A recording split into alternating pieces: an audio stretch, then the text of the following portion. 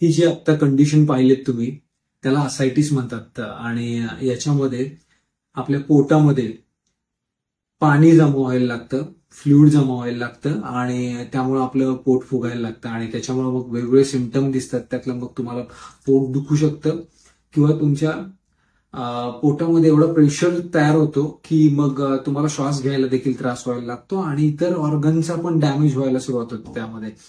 तर ही जी condition develop होण्यामागे वाढलेलं वजन किंवा डायबिटीस, शुगर लेवल वाढत चालल्यात किंवा कमी झालेलं मसल मास किंवा क्रोनिक अल्कोहोलिझम हे कसं कारणीभूत ठरतं याचं मी तुम्हाला कोरिलेशन समजून सांगेन. ही जी कंडिशन असायटिस, जी कंडिशन डेव्हलप झालेली, त्याच्या मागचं एक कॉमन रिझन जे आहे ते आहे आपलं लिव्हर प्रॉपरली फंक्शन करत नसेल तर अशी कंडिशन तयार होते. आता लिव्हर प्रॉपरली फंक्शन करत नाही म्हणजे काय, तर लिव्हरचे जे सगळ्यात महत्वाचे जे काम आहेत त्यापैकी एक काम हे देखील आहे की तो अल्ब्युमिनचं प्रोडक्शन करत असतो. अल्ब्युमिन नावाचं जे प्रोटीन आहे त्याचं काम आहे की आपल्या ब्लड वेसल्स मध्ये जे काही फ्लुइड फ्लो होत आहे, जे काही ब्लड फ्लो होत आहे, तर ते तिथंच ब्लड वेसल मध्ये राहिलं पाहिजे. त्या ब्लड वेसल्स मधून कुठेही त्यातलं फ्लुइड बाहेर लीक नाही झालं पाहिजे, हे त्या अल्ब्युमिन मेक शुअर करत असतं. मात्र जर तुमचं लिव्हर प्रॉपरली फंक्शन करत नसेल तर मग अल्ब्युमिनचं प्रोडक्शन जे तर ते कमी व्हायला लागतं आणि अल्ब्युमिनचं प्रोडक्शन कमी झालं की मग आपल्या ब्लड वेसल मधलं जे फ्लुइड आहे तर त्याच्यामधून ते लीक व्हायला लागतं आणि ते मग ते एक्स्ट्रा व्हॅसिक्युलर स्पेसेस मध्ये ज्यावेळी लीक होऊन बाहेर येतं तर ते मग जसं की स्टमक आहे, आपलं ऍब्डॉमेन आहे, तर त्या ऍब्डॉमेन मध्ये मग ते जमा व्हायला लागतं आणि मग ऍब्डॉमिनल एक्सटेन्शन, डिस्टेन्शन व्हायला लागतं आणि मग पोट फुगतं आणि त्या कंडिशनला असायटिस म्हणतात. आणि ती जी प्रोसिजर केली त्या प्रोसिजरमध्ये त्यांनी त्या ऍब्डॉमिनलला पंक्चर केलेलं आहे आणि तिथून ते निडलद्वारे, सिरिंजद्वारे ते सगळं पाणी बाहेर काढायला सुरुवात केलेली, त्याला टॅपिंग म्हणतात. तर ही जी लिव्हर जे प्रॉपरली फंक्शन करत नाही आणि त्याच्यामुळे अल्ब्युमिनचं प्रोडक्शन ड्रॉप झालेलं आहे आणि त्याच्यामुळे ही जी असायटिस नावाची कंडिशन डेव्हलप झाली, याच्या मागे हे जे लिव्हर फंक्शन प्रॉपरली करत नाही म्हणजेच काय, तर लिव्हरचे कोणतातरी एक आजार झालेला आहे आणि त्यातला सगळ्यात कॉमन आजार कोणता आहे लिव्हरचा, तो फॅटी लिव्हर डिसीज. आणि फॅटी लिव्हरचे दोन प्रकार आहेत, एक तर अल्कोहोलिक फॅटी लिव्हर डिसीज आणि दुसरं आहे non alcoholic fatty liver disease.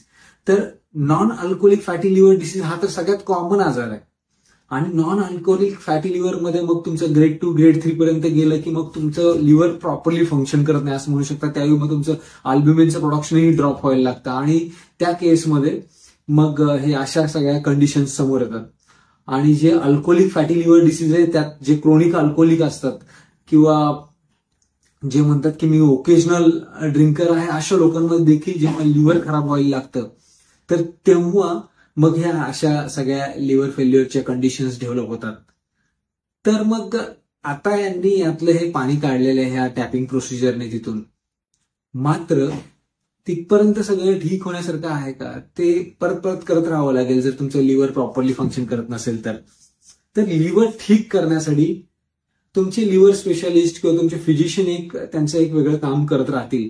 मात्र तुम्हाला स्वतः देखील तुम्ही काही ते करू शकता आणि त्याच्यामध्ये सगळ्यात महत्वाचं म्हणजे वाढलेलं वजन कमी कसं करायचं, आपलं फॅट पर्सेंटेज कसं कमी करायचं, दुसरं मसल मास कसा वाढवायचा आणि तिसरं म्हणजे तुमच्या शुगर लेवल डाएट आणि एक्सरसाइज लाईफस्टाईल मॉडिफिकेशनच्या द्वारे तुम्ही कसं कंट्रोलमध्ये आणू शकता. तुमच्या मेडिसिनचा आधार घेतला तरी चालेल अशा कंडिशन्समध्ये तुमच्या शुगर लेवल कंट्रोलमध्ये आणण्यासाठी. मात्र तुमच्या हातात काय आहे तर तुम्ही लाईफस्टाईल, डाएट, एक्सरसाइजच्या द्वारे तुमच्या शुगर लेवल नियंत्रणात आणू शकता, तुमचं वजन नियंत्रणात आणू शकता, तुमचं मसल मास वाढवू शकता, त्याच्यातून तुमच्या लिव्हरला हेल्दी ठेवू शकता.